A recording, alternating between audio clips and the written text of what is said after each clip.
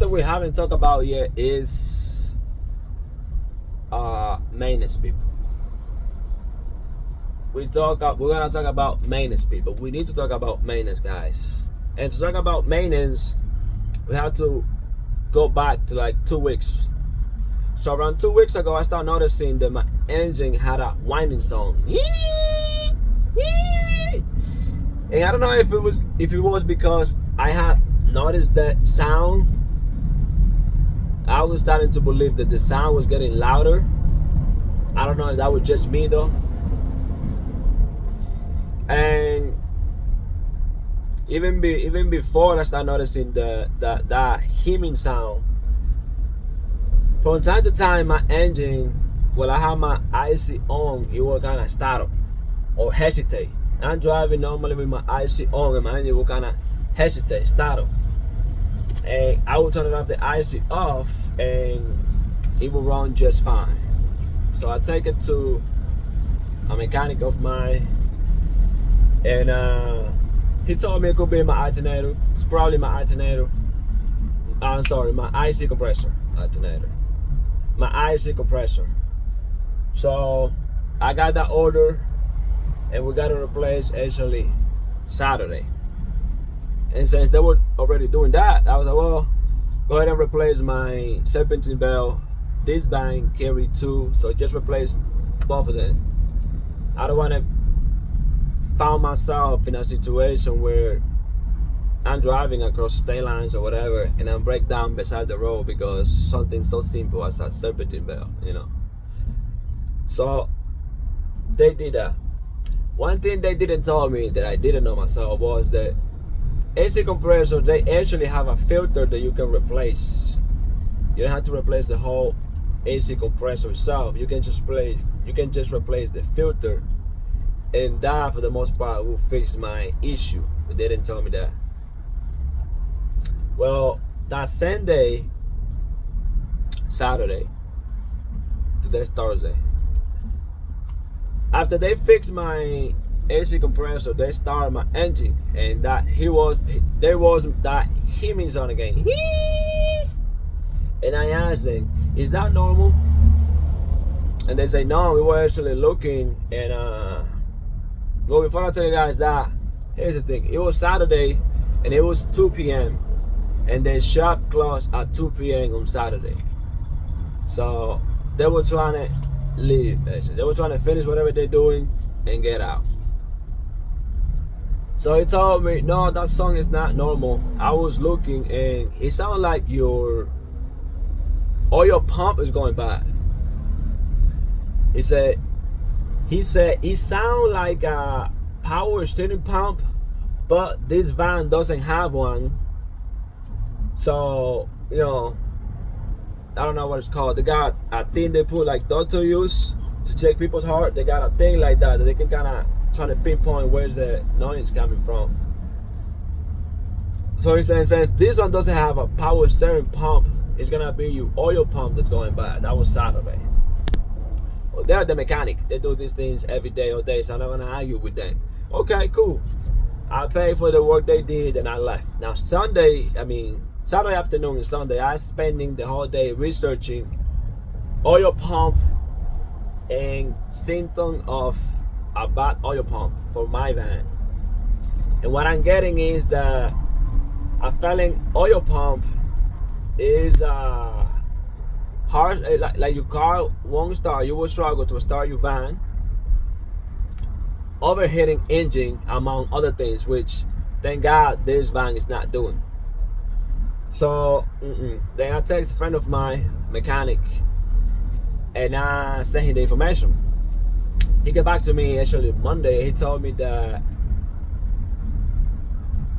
this van does have a power steering pump, and that humming song is most likely coming from it.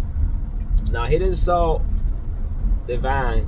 He actually was working on Monday. He just told me what he thought. So I take it to a third mechanic, another mechanic of mine. That guy actually replaced my pickup truck engine. I take it to him. He looked it up. He says, power steering pump is bad. We need to replace it ASAP. That was Tuesday. We ordered the part. They didn't have it. We ordered it around midday Tuesday. We were supposed to get it around 5 p.m. the same day. We didn't get it until Wednesday. Got it, took it to the shop. They replaced it. As he was replacing the power steering pump, he was looking for a cause because he said that those pumps usually don't go bad without a reason. Like why it went bad. It didn't went bad just because. And then he found out that my power steering pump tensioner was actually the reason it was bad. He also found out that my water pump is leaking, but we got to that. We'll come back to that. So, you know, he was telling me, he called me and he was telling me that my power steering tensioner was bad, that it has to be replaced, or there is a chance that I will have the same issue a few days, if not maybe a few weeks later. So he ordered the part, he got it fixed. When I went to pick up my van, he told me, well, you know, your water pump is leaking. I don't have the time to do it today. You can either bring it later or do it with somebody else, but just get it done. Then I called my mechanic, the one I text the second mechanic I text. And we actually scheduled to do that. We're gonna do that Sunday. Because the thing is, I have tools, but I don't have a garage. I don't have where to work. So I live in a residential area, and it's really congesting over there. There's no really space for you to work in peace, and I don't want to deal with all of that. But my buddy, he has a garage, so we're gonna do it Sunday. So people, coming back to today, do your maintenance, people. Make sure you do your maintenance, do your oil change. The moment you hear anything wrong or that is not normal with your engine, check it out.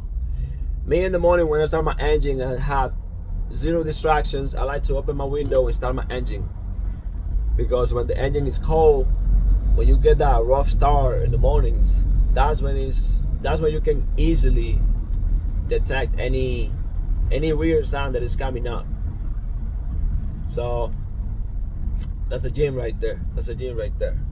But yeah, man, keep up with your maintenance, do your inspections, have your mechanics, and actually have a few mechanics, man. If you don't have none today, I don't know, go to the mechanic that is nearby you and try to build a relationship. The same way you guys trying to build a relationship with your brokers, try to build a relationship with a few good mechanics that you can call. Also, if your mechanic is telling you something that you're not really convinced about, get a second opinion. It doesn't hurt to get a second opinion. These mechanics that told me that my fuel pump was bad, they are usually my number go-to mechanic.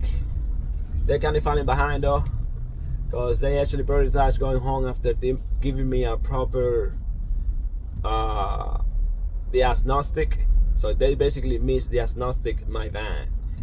If he would have taken the time to find out if this van had a power steering pump or not, he would have got a good diagnostic. And once I was looking before that, make sure you guys have a cushion, some savings when it comes to maintenance, because things can get expensive quickly. When he told me about the oil pump, he told me right away, the oil pump is in front of the engine. That means your engine is gonna be open. At that moment, it's better if you do your timing change and your water pump. Do one job, because you don't wanna do the oil pump now and a few months down the line, then your timing change is giving you issues. When I asked him how much it was, people, almost 5K, people. Almost 5K. Most of that, almost, I don't know, 85% of that was labor costs. I don't know, my knowledge doesn't go that far as when it comes to the mechanic rounds. When it comes to engine surgery, that's what I call it. Engine surgeries. Every time you have to open your engine. If it's a simple tune-up, yeah, I do it. But as far as opening your engine and deal with all your valves and all these things, and timing chain, I haven't done any of those things, so I take it to a mechanic. it can get really expensive, people. Really, really expensive. And that goes maintenance, take us back to ship work. Make sure you guys, yes, have an emergency fund, but also don't be giving you hard work for free. Have a backbone out here. Don't do any loads that don't benefit you.